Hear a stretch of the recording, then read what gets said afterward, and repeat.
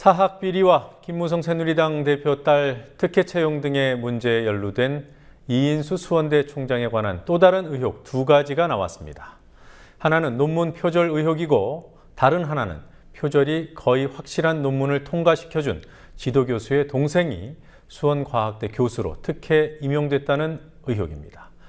우선 표절 의혹과 관련해서는 이미 경희대 예비조사에서 표절로 잠정 결론이 나온 사실을 뉴스K가 확인했습니다. 표절이 얼마나 심각한 수준인지부터 살펴보죠. 성지훈 PD가 단독 취재했습니다. 이인수 수원대 총장이 지난 98년 경희대에 제출한 박사학위 논문입니다.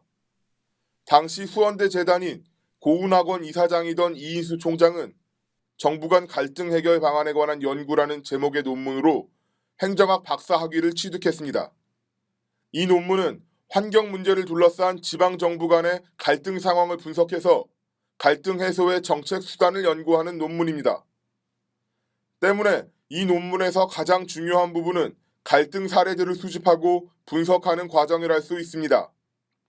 하지만 이 논문에 포함된 사례 분석 부분이 통째로 표절된 것으로 보입니다. 이 총장 논문 120페이지의 일부분입니다. 30개 음절로 구성된 이 문장은 권영길 박사의 96년 광운대 박사학위 논문 환경 문제에 대한 지방정부의 갈등 관리 일부분과 거의 똑같습니다. 공고하고 이어서를 공고한 후에로 고치고 두 단어의 전미사를 바꿨을 뿐 그대로 베낀 문장임을 알 수 있습니다. 이런 표절 의혹은 환경 갈등 사례를 다룬 곳곳에서 발견됩니다. 반올림한 어림수까지 똑같은 경우도 있었습니다. 460억 원의 56%면 257억 6천만 원이지만 두 논문 모두 259억 원으로 표기되어 있습니다. 이 총장 논문의 120페이지에서 128페이지까지가 권영길 박사 논문 129페이지부터 139페이지까지를 이런 식으로 거의 통째로 베꼈습니다. 사례들을 나열한 순서까지 같습니다. 우선 소각장 운영 현황에서 권 박사 논문은 목동, 상계, 중랑, 강남 순으로 배열했고 이 총장 논문은 중랑만 빼고 목동, 상계, 강남 순이었습니다. 갈등 표출 사례로는 권 박사와 이 총장 논문 모두 5가지를 들었고 그 순서 역시 똑같았습니다. 해결 단계 사례는 권 박사 논문이 6가지, 이 총장 논문이 5가지였으나 중랑을 빼고는 순서가 같습니다. 자기 표절을 한 부분도 발견됩니다. 이 총장의 논문 1페이지 셋째 줄부터 2페이지 여섯째 줄까지의 내용은 33, 34페이지에 걸쳐 다시 토시 하나 다르지 않게 반복됩니다. 자세히 검토해보니 논문 제1면에 24줄이 제33면에 그대로 반복되어 나오는 것입니다. 글자 틀린 것, 띄어쓰기 틀린 것까지 그대로 반복되는 것입니다. 저도 교수로서 논문 지도와 논문 심사를 많이 해보았지만 상식적으로는 이해가 안 되는 일입니다. 논문을 쓴 사람이 자기 논문을 한 번이라도 제대로 읽어봤는지 의심이 갑니다.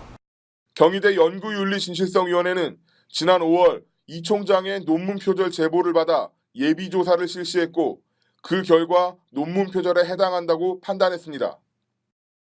위원회는 표절 심사 신청자인 수원대 A모 교수에게 이메일을 보내 예비조사 결과 제보 내용의 구체성과 명확성이 있어 논문 표절에 해당한다며 본조사를 실시하겠다고 통보했습니다.